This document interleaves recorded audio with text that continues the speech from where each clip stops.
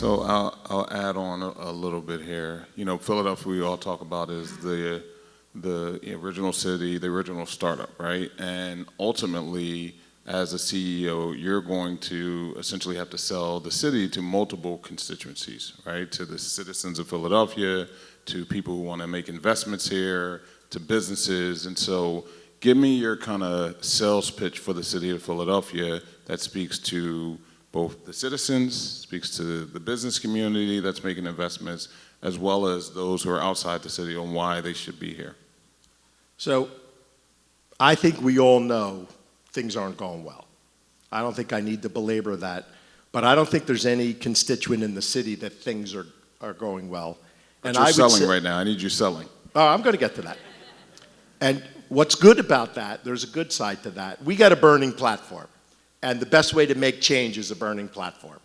And I think part of the problem with big change is nobody explains to the citizens what the benefit is or what the vision is. So each individual item in the plan will be objectionable to lots of people. But what's in it for them? What kind of city could we be if we were able to do it? And I think it starts out kind of like I had it in my business when I wanted everyone to change the mission to something different. I have to lay it out.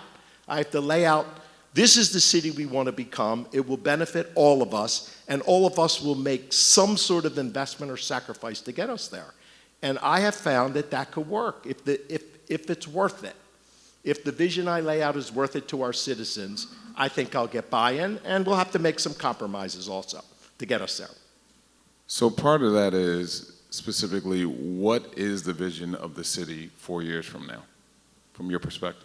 My perspective, there's 3 crises that need to be addressed, and I think all of us want them to be addressed. I don't think there's anyone that would be against it. One is our systems are producing too many structurally impoverished families that it keeps on growing and we keep on getting worse off.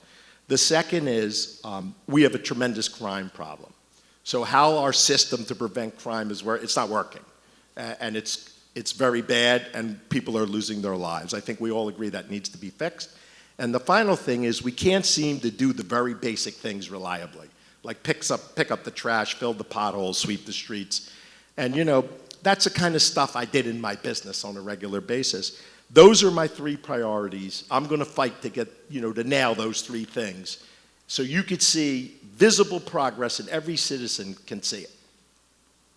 So you use the term poverty, and it's a word that we often talk about as a poor as big city, but that is something that it's multifactorial, right? And specifically, what are the things that you want to address, what are the levers to change the poverty rate here in the city? So I think we have 3 systems that are failing us. K through 12 education, our workforce system, and how we do economic development. If I could touch on a couple points on each, and you could dig into it if you want to ask more questions. The biggest intervention I think we need in K through 12 education is we have a fairly good system for high academic achievers that plan to go to college. I mean, we have Masterman and Central and really good schools, district-run schools, charter schools that are world-class and compete. But like 75% of our young people are not those kids. They don't see themselves at this point in their lives going to college. In fact, they don't go to college. And what they really need to do is they need to have a career that they can have right after high school that takes them out of poverty. And we're talking about career and technical education. And we have reduced our career and technical education consistently over the last 50 years. And we're at a time where there's more positive, really interesting career and technical opportunities out in the workplace. Every single firm, and these are $50,000 a year jobs, is short people. At the same time, we have tons of people that live in poverty. And we need to reorient K through 12 education to make sure we're serving those young people that that's the path that they want. One of my sons is like that. He works better with his hands. He's not good academically. He's smart. He's good. He could be successful. But it's unfair for me to put the burden on him, even though we kind of did anyway and told him he had to go to college. But looking back on it, we were wrong. I think, well, my wife and I could argue about that. But we're not going to do it tonight. The truth of the matter is we need to identify the opportunities by industry. We need to partner with companies. We need to help the young people decide what they would be best at, what they would enjoy doing, place them in those jobs, measure our success on starting salary. And the other systems you mentioned? So I do a lot of workforce work. I'm chairman of the State Workforce Board. I've been there for 8 years. I'm not taking responsibility for it, but we have the lowest unemployment in our history.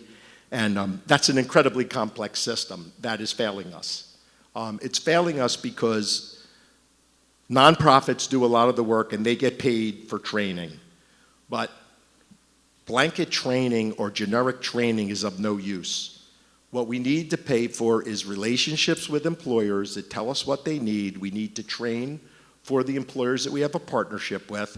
They have to be employers that have good jobs, that'll take people out of poverty, and every one of the efforts needs a social worker or a case manager, because every one of the impoverished people have social issues that need to be quarterbacked. Housing, transportation, daycare, clothes for your work, pocket money, a bank account, and without that, there's a high failure rate. That needs to be reformed. And from an economic development standpoint, I got 18 seconds left, we are managing the headlines. We love the Chubb deal. It was a nice headline. It's an impressive company. But no one's coming out of poverty to work at Chubb.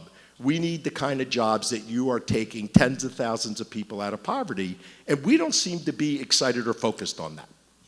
Thank you.